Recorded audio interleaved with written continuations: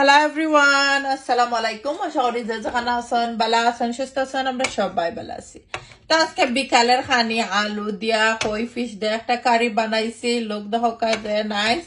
এখানের মধ্যে একটা সালাদ বানাইছি।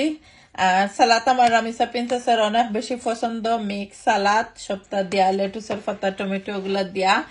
আর স্পেশালি আমরা জনপ্রিয় সিলেটের একটা ভর্তা, আলু ভর্তা, একটা যে পছন্দ স্পেশালি সিলেটি যারা তারা জানাই।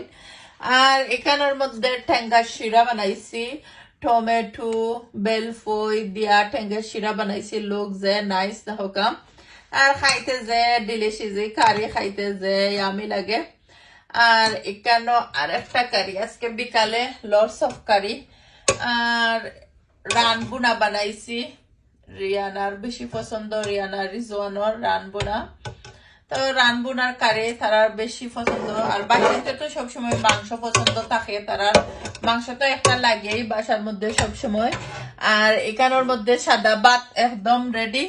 সাদা ভাত, ফ্রেশ ভাত দিয়া কারিগুলা খাইতে অনেক মজা লাগে।